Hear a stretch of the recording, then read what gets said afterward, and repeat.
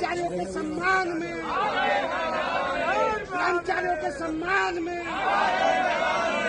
ज्योतिष पीठ के शंकराचार्य परम पूज्य हमारे इसके पहले स्वरूपानंद जी जब थे, उनके स्थान पर वो विराजमान हैं, उन्होंने उनको बैठाया और बाकायदे पट्टक का उनका अभिषेक हुआ है और उस स्थान पर बैठे हैं। प्रशासन कह रहा है कि अभी तो सुप्रीम कोर्ट में मामला है, तो इसके पहले भी प्रशासन ने उनको जगह दिया था कि नहीं? महाकुंभ में अमुक्तेश्वरानंद जी को स्थान कैसे दिया गया था, ये मेरा सवाल है।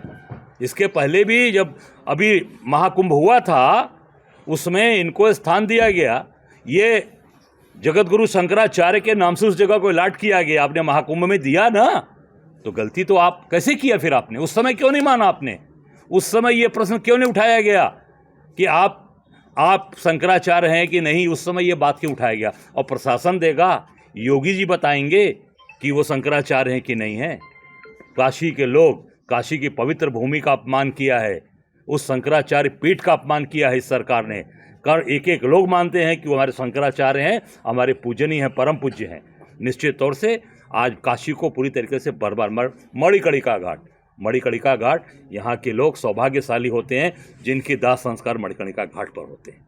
गाड़ियों से लेकर यहाँ से लोग अपने परिवार को लेकर जाते हैं और वहाँ जाकर मणिकर्णिका श्मशान पर उनका दाह संस्कार करते हैं। आज वहाँ को तोड़ दिया आपने, वहाँ की मणि को तोड़ दिया।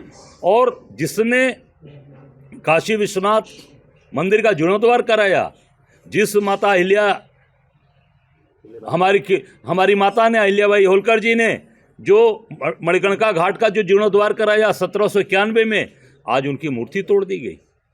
इसलिए कि अब आप अपनी मूर्ति लगवाएंगे, आप अपना नाम लगवाएंगे मोदी जी। ये जो काशी का स्वरूप है उसको पूरी तरीके से ध्वस्त किया। काशी के लोग ये अपमान बर्दाश्त नहीं करेंगे। उसी का नतीजा रहा कि बनारस में मोदी जी चुनाव हारे और बेईमानी करके, चोरी करके चुनाव जीते और देश के प्रधानमंत्री बने। एक दुखद घटना जो इस समय पूरे देश में, उत्तर प्रदेश में बहुत ही चिंता और चर्चा का विषय बनी हुई है, वो है धर्मपीठ के शंकराचार्य स्वामी अभिमुक्तेश्वरानंद जी के साथ जो मौनी अमावस्या के शुभ मुहूर्त के अवसर पर परंपरागत ढंग से वो स्नान करने जा रहे थे और उनको रोका गया और कहा गया कि आप बग्घी में जाएंगे। सतुआ बाबा से नहीं पूछा गया, उनकी हर गाड़ी अलाउ हो जाएगी, प्रशासनिक अधिकारियों की गाड़ी अलाउ है। और 4 ही तो पीठ है सारे संसार में, और उस पीठ के शंकराचार्य को इतने बड़े धार्मिक पर्व के अवसर पर उनको अपमानित किया गया। उनके तमाम साथ में जो लोग संत थे, महात्मा थे, तपस्वी थे, दांडी साधु थे, उन सबको मारा गया, घसीटा गया, पूरी तरह से अपमानित किया। ऐसा लग रहा था जैसे पहले से ये लोग मन बनाए हुए थे, पूर्वाग्रह से ग्रसित थे। मुझे ऐसा लगता है कि उनका जो वो आंदोलन है कि गौ को राष्ट्रमाता का दर्जा दिया जाए भारत में, तो इससे आहत है ये सरकार, तो इस डिमांड से आहत है। ये ढूंढ करके धर्म के नाम पर जनता का समर्थन और वोट तो चाहती है, लेकिन गौ माता को राष्ट्र माता का दर्जा देने में दिक्कत क्या है समझ में नहीं आता। सिवाय इसके कि भारत बीफ का सबसे बड़ा एक्सपोर्टर बन चुका है। किसी और क्षेत्र में हम विश्व गुरु हुए या नहीं हुए, इस क्षेत्र में तो हम विश्व गुरु हैं।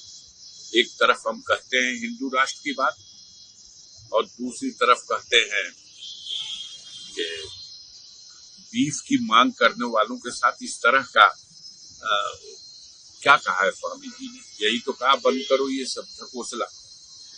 आप जाते हो नागालैंड में, मिजोरम में, आसाम में, 1 दर्जन राज्य ऐसे हैं जहां खुलेआम गाय कट रही है और बिक रही है।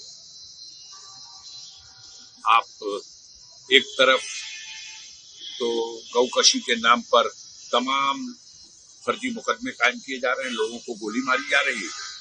और दूसरी तरफ बीफ का व्यापार ही नहीं करेंगे। उत्तर प्रदेश के मुख्यमंत्री कहते हैं हलाल का नाम लिया और सर्टिफिकेट की बात की तो जेल जाओ, और देश का प्रधानमंत्री ओमान से जाकर के हलाल सर्टिफिकेट का वहां से लेके आ रहा तोहफा और समझौता करके आ रहा है कि हम हलाल सर्टिफिकेट लगा करके।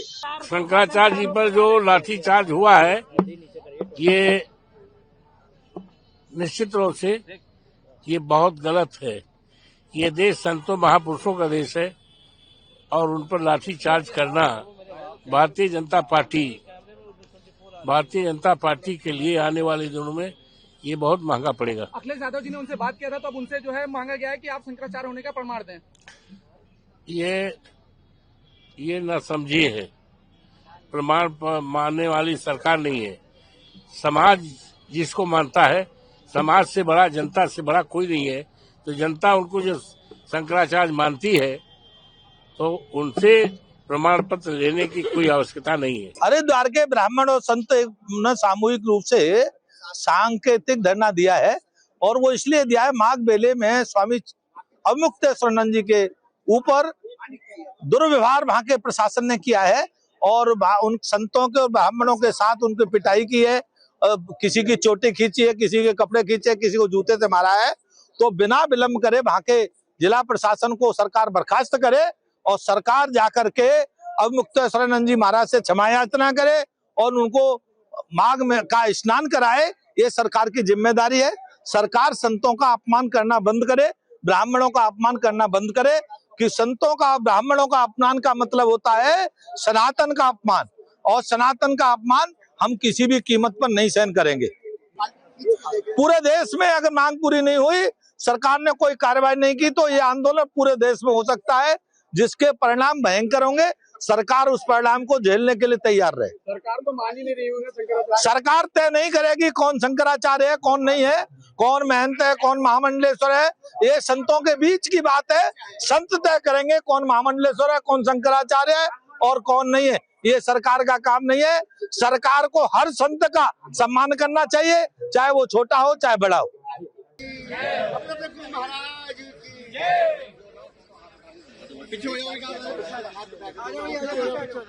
भारत धर्म की जय श्री राम, गंगे मैया की, गंगे मैया की, नमः पार्वती पदे,